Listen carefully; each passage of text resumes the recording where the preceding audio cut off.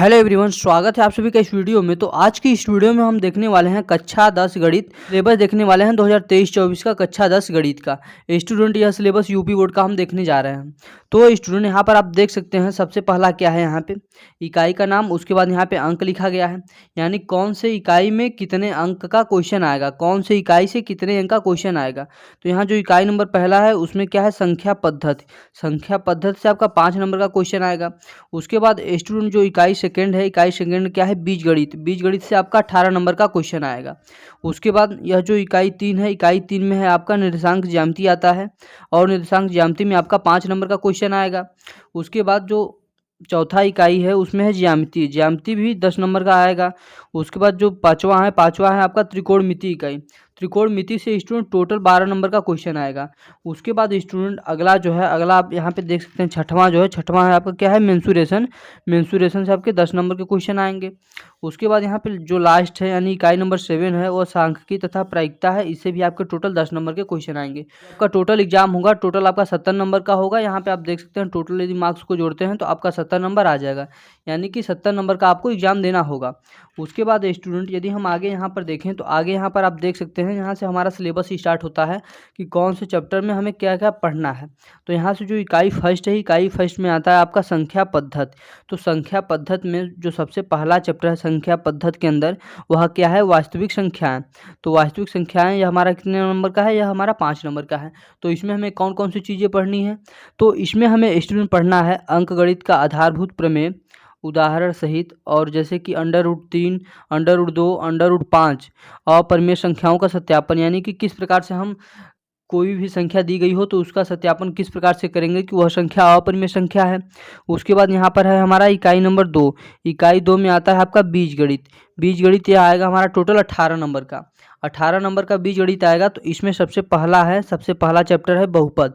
तो बहुपद में स्टूडेंट आइए देखते हैं कौन कौन से हमें टॉपिक पढ़ने हैं। तो यहाँ पे आप देख सकते हैं बहुपद में बहुपद के शून्यांक, द्विघात बहुपदों के गुणांकों और शून्यांकों के मध्य संबंध, यानी कि अल्फा व बीटा के मध्य संबंध, यह भी हमें पढ़ना है। आइए उसके बाद हम आगे देखते हैं आगे हमें कौन कौन सी चीज़ें पढ़नी है। तो आगे स्टूडेंट यदि आप देखेंगे तो इसी में जो यूनिट नंबर 2 है, यानी कि यह बीजगणित वाला पोर्शन। तो बीजगणित में यह जो दूसरा हमारा चैप्टर है, बीजगणित में दूसरा चैप्टर आप यहाँ पे देख सकते हैं क्या है। तो बीजगणित में जो दूसरा चैप्टर है, 2 चर वाले रैखिक समीकरण युग्म, यानी कि बीजगणित में दूसरा चैप्टर आपका यह है 2 चर वाले रैखिक समीकरण युग्म। इसमें आपको क्या पढ़ना है, रैखिक समीकरण युग्मों को हल करने की विधि पढ़नी है, जो कि इसमें 2 विधियां हैं, प्रतिस्थापन विधि, उसके बाद विलोपन विधि। सिर्फ आपको 2 ही विधियां पढ़नी है। और उसके बाद इसमें जो तीसरा चैप्टर है, तीसरा चैप्टर क्या है, द्विघात समीकरण।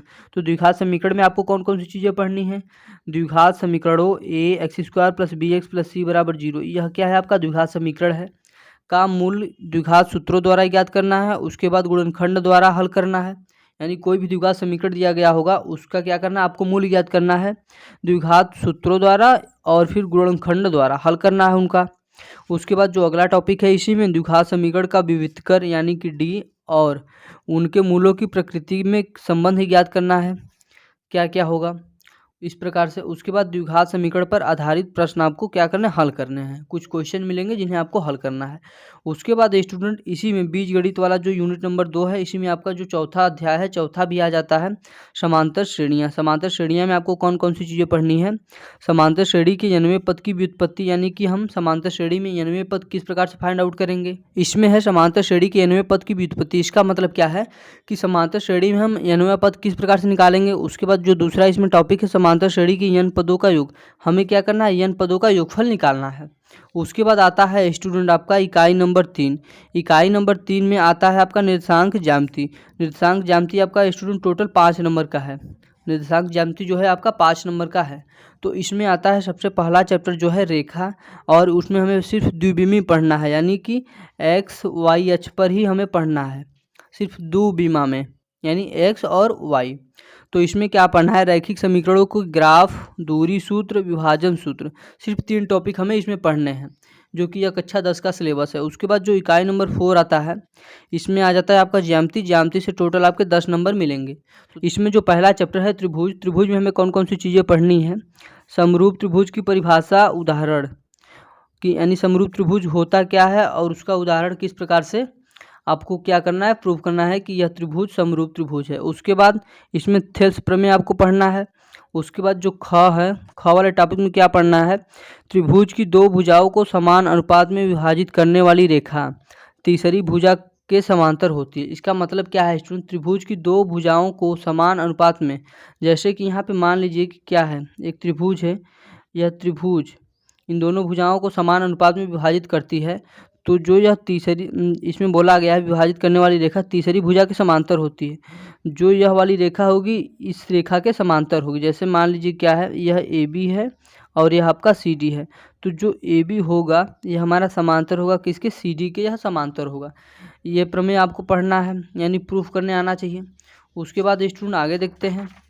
आगे आपको इसी में त्रिभुज वाले ही चैप्टर में यहाँ पे आपको टॉपिक दिए गए हैं, जो कि यह ग वाला टॉपिक है। यह क्या है, यदि दो त्रिभुजों में संगत भुजाओं का एक युग्म अनुपातिक हो और आंतरिक कोण बराबर हो तो त्रिभुज समरूप होते हैं। यह भी टॉपिक आपको पढ़ने हैं। यदि यह सारे आप टॉपिक देखेंगे तो आपके बुक में सारे टॉपिक मिल जाएंगे। उसके बाद जो घ वाला है, घ क्या है, यदि दो त्रिभुजों में संगत कोणों का एक युग्म बराबर हो और उनकी संगत भुजाएं अनुपातिक हो त्रिभुज समरूप होते हैं। यह भी आपको पढ़ना है कि त्रिभुज कब कब समरूप होता है, उसका शर्त पढ़ना है।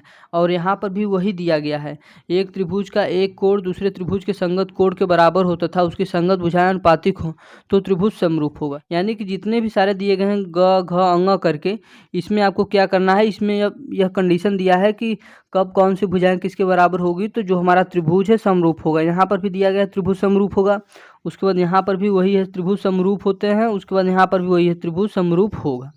यानी कि त्रिभुज समरूप होने का कंडीशन यहाँ पर आपको दिया गया है।